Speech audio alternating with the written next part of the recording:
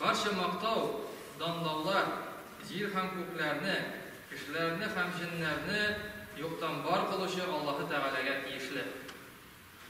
Alloh taolo kishining tilini suylashu ne'matini berdi. Ham Allohni bir deb tanuvchilarning, ham iymon ahllarining yuraklarin islom hamliqli inonu bilan nurlandirdi.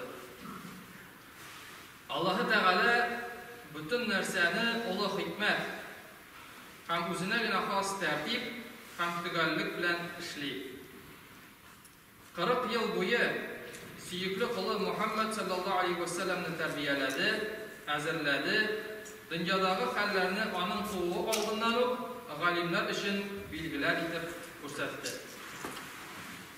Buzuq jamiyatda yashab, ulini uli, kishini kishida turgan, va'dasida tura turgan, g'adil, to'g'ri, aqlli fikr yuta turgan, salomat aqlli etib tarbiyaladi ona. O'qiy yoza bilmasa-da, u fikrli, shog'ishtira ham durust natija chiqara bildi. U payg'ambarlik kelgan shu to'g'ri yo'ldan boruvchi hanif edi. Jamiyatda tutgan Alloh o'rni onun al-amin qo'shamatli bo'luvi bilan rostlanar edi. Bo'lajak Rasululloh shunday edi. Kishalarning eng fazilatlisi Qadr kechasida u Allohning elchisi bo'ldi. A'rof surasi 158-oyatda Alloh taolo aytadi: A'udhu billahi minash shaytonir rajim. Qul ya ayyuhan nas inni rasulullohi ilaykum jami'a. Ey Muhammad sallallohu alayhi vasallam, ey kishilar, men shundan da sizga hammagizga jibarilgan elchi.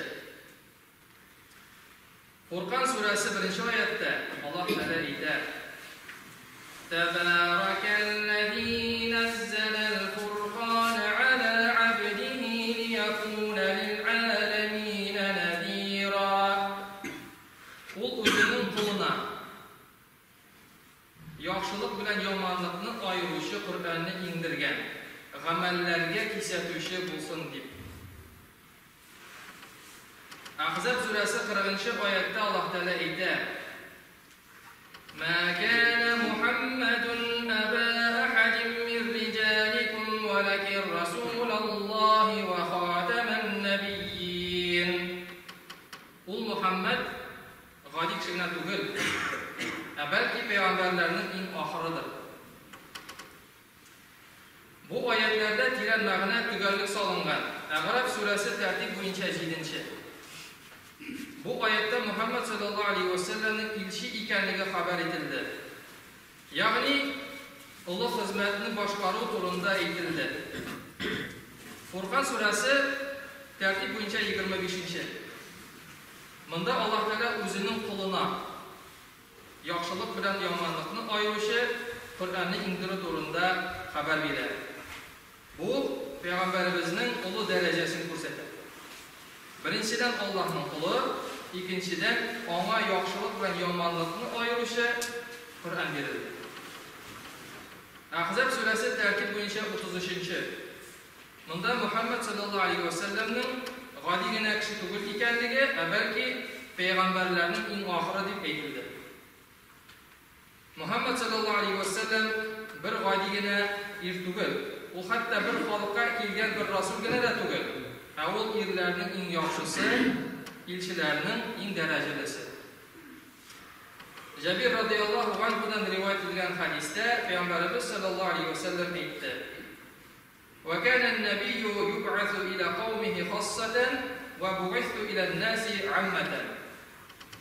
Payg'ambarlar maxsus ravishda barcha o'z qavmlariga jibarilar edi, men esa yer sharida butun xalqlarga jibarildim dedi. Bu hadis İmam Buxariyda va İmam Muslimda keltiriladi. Kishalarning eng darajalisi Qadr kechasida Muhammad sallallohu alayhi vasallam vahiy yo'li bilan Allohning so'zi Qur'onni qabul etdi. Alloh taolo Qur'onda quyosh, oy, yulduzlar türlü böcekler bilan ant etadi. O'zimiz kibik vaqtli narsalarni misol etib keltiradi. Lakin Qur'onni dushanba, seshanba yoki juma kechasida indirdim deb aytmadi. Akirisincha o'zinagina ma'lum bo'lgan, bizga o'tirda ozgina aytilgan Qadr kechasida indiru turida xabar etdi. Mangilib bo'lgan Lavhul Mahfuzda saqlanib turgan Qur'onni Alloh taolo bizdagi otliq kunni beylamadi. Qur'on mu'jiza Muhammad sallallohu alayhi vasallamga indirilgan, bizga tavotur yo'li bilan erishgan, namozda ham namozdan tish o'qilib, onun bilan Allohga ibodat qilingan Allohning so'zi. Qur'on berildi Allohning quli, elchisi, elchilarning insong'usina qiyomat kunida shafaat qilishiga. Qur'on o'zida shafaatchi bo'lashaq, o'zin o'qigan, o'rgangan, qo'llanib yashagan kishi uchun. Qur'on mushaflarda payg'ambarimizning hadislari kitoblarda saqlanadi. Yo'l ko'rsatuvchi, yetakchi bo'larak, Allohning rahmatini erishtiruvchi bo'larak kimlar uchun berildi ekan bu ilm, bu nasihat. Taha surasi 123-124 oyatlarda Alloh taolo aytadi: قال اهبطا منها جميعا بعضكم لبعض عدو فإما يأتينكم مني هدى فمن اتبع هداي فلا يضل ولا يشقى ومن أعرض عن ذكري فإن له معيشة ضنكا ونحشره يوم القيامة أعمى. Kim hidayatni so'ylasa adashmas. Kim baxtsizlikka yo'liqmas. Kim esa mening so'zimdan, Qur'ondan yuzim bursa, onun turmushi torayir, o'zag'iflanir. Ham biz uni qiyomat kunini so'qir etib hisobga iltirmiz. Qur'onga, sunnatga tutunsak, balki qiyomat kunida biz so'qir bo'lmaymiz. Adashib, yolg'ishib yurgancha keligiz madrasamizga, olib keligiz tug'anlarimizni, yaqinlarimizni.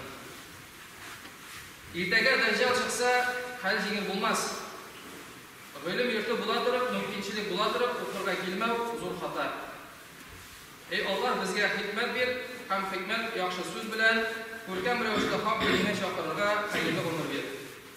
Yaqinlarimizning, tug'anlarimizning, oilalarimizning, mahallamizning, ham davlatimizning to'g'ri yo'ldan boruna hamma bizda sabab bo'l.